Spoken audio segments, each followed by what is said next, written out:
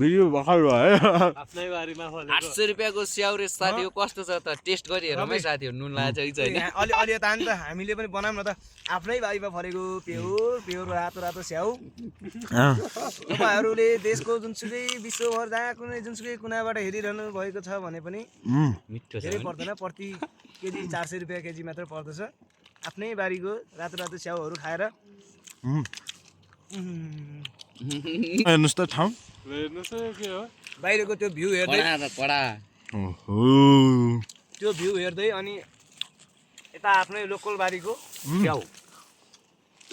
यो सबै बारी आफ्नै हो बोक्रा चाहिँ तितो रहेछ यार बोक्रा चाहिँ तितो आफ्नै बारीको स्याउ मस्ती छ हैन ल ल ल ल ल एक बोतल पानीको साथमा पानी ल्याउनु न है माल्छ धाराको पानी अलि माथि गर न गन पर्केलाई एक बोतल पानीको साथमा आफ्नै धाराको पानी अनि आफ्नै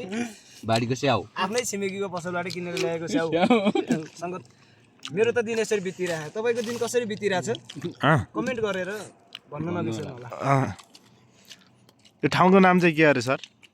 यो हाम्रो तारेभिर हजुर तारेभिर ए बारीमै फलेको स्याउ रे तपाईँको नि केही जस्तो खै मिठो स्याउ चाहिँ भने यस्तो बबाल छ कि साथीहरू होइन कहाँबाट ल्याएर भाइ भनिदेऊ त एकचोटि ल मुस्ताङ टक्क कहाँको मुस्ताङको स्याउ तारेभिरको डाँडामा मस्ती चिलमा म नि खाइरहेको छु छिटो लाग्यो यार के है मलाई त मिठो लागिरहेको छ अब बुझिसक्यो स्याउ है म जस्तो खुट्टा दुख्यो यार दामी